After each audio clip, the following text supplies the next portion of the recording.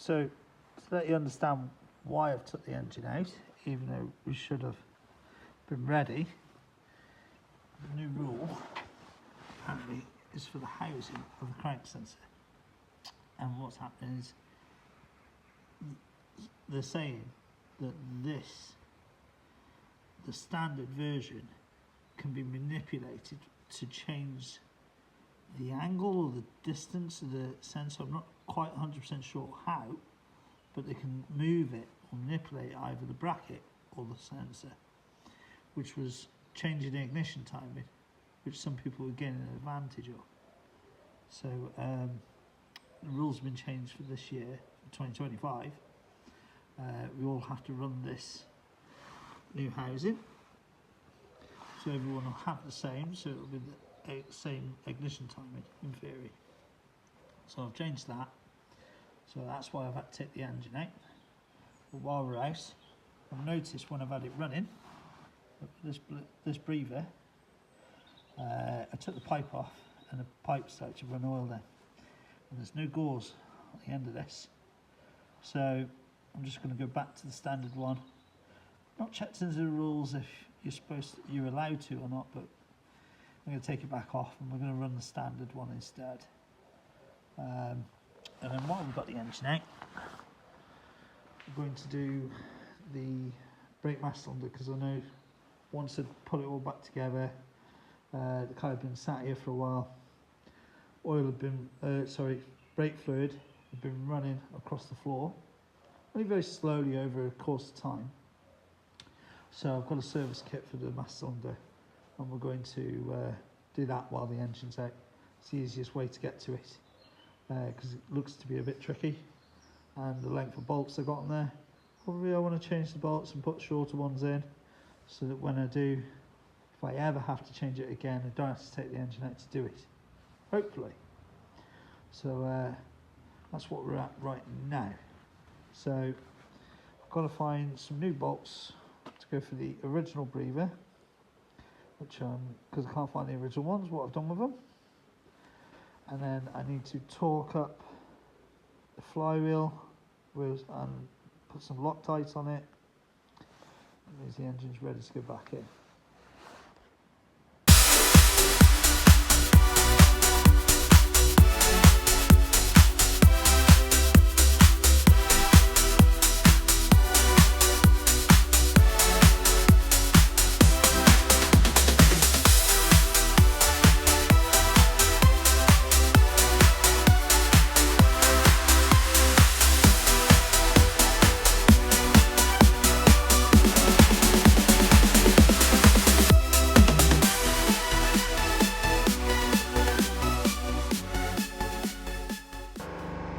There you go, bit of black paint on it, cleaned up, sprayed with a bit of black, just makes it look a little bit better, not so much of an eyesore. Service the brake mass cylinder with a new kit, so we replace these parts, got new seals, it all comes as a new shaft, new spring in it, and then like a gauze in the end of this if you like. It comes with a new circler. New boots, so they're on it as well.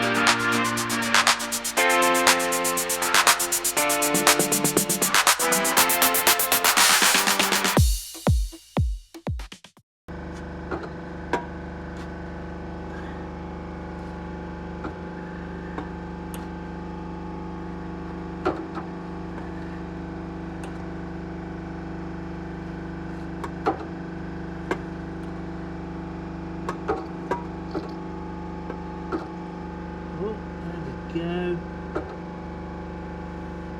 Down. There we go. That's something through now.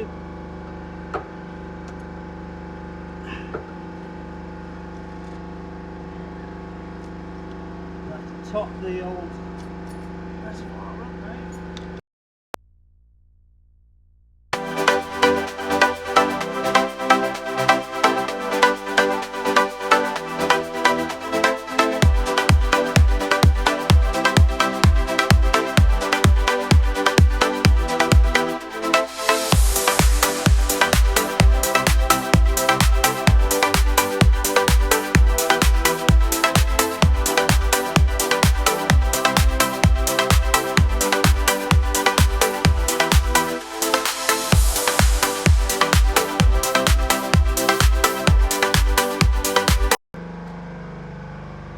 Tonight we've only had a quick go at it tonight. We haven't had much time really.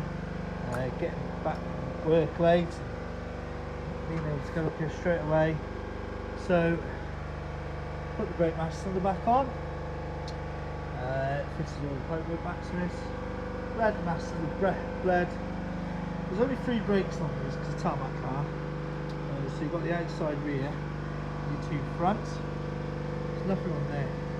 On the back inside, so that's just how they run. That's how this car is. So yeah, they're all bled, ready for the engine to go back in tomorrow. So we'll put that back in tomorrow. See how far we get. I'll put it back in as long as I've got the gearbox bolted to the gearbox and back on its own engine mounts. Should make it a bit easier for Saturday. Then hopefully by Saturday we'll have it running again, moving back and forth, stopping, back to where we should be. Just see how we get on with that new crank sensor mount on there. So she'll start. Hopefully it's okay.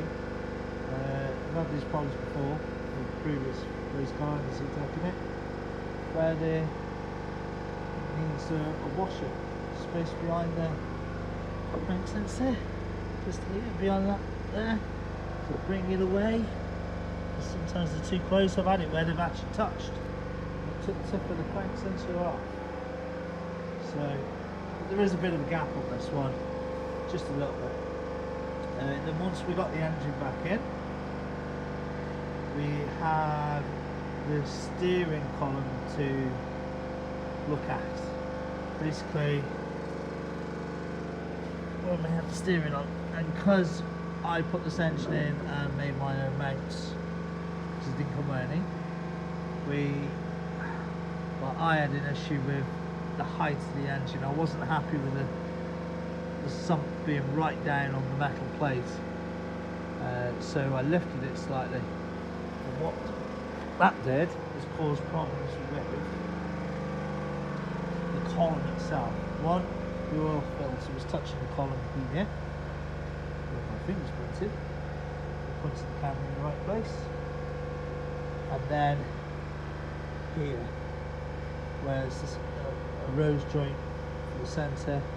So when you lifted that, what I had to do is bend the bracket up slightly to lift it off where the oil filter was, then that would push the column laterally.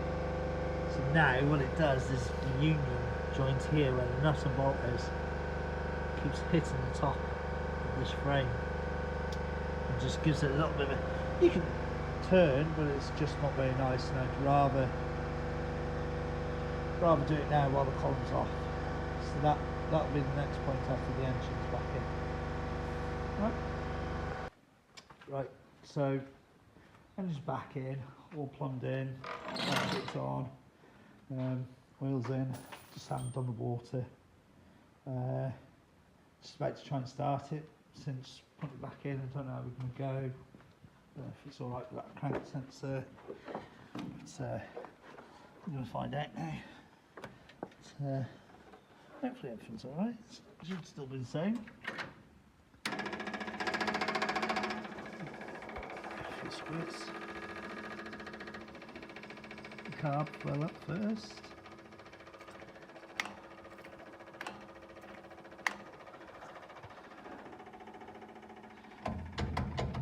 Here we go.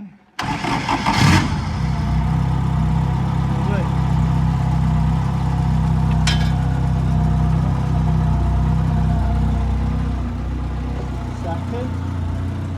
Yeah. Perfect. So we're in run for a week. Hold obviously.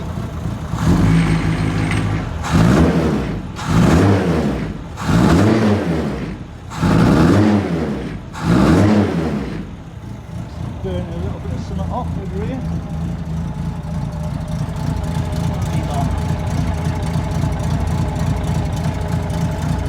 Just where my oily hands have been on the exhaust, are just burning a little bit off there. But yeah, good to go again. Overfueling slightly, just smell it in the oil. So we have to turn the car down, lean it off a bit at some point. But yeah, all good. Top the water up, maybe try to clean the exhaust a bit. And then I've got a steering column to do now. Don't know where I'm going to cut it. I think I've marked it there previously, because that's where I wanted to do it. I think it's because it's on this weld. Take it off where that weld is already. Just cut the tube, slice around it, hopefully break it off, and then just take about 10mm off, slide it back on, and just weld it up again. You can't really do it this side, because this side's like that's the steering rack up to the rose joint, so that's no good. It's here to there where it's pushing the column up into its mounting point, so that'll be next.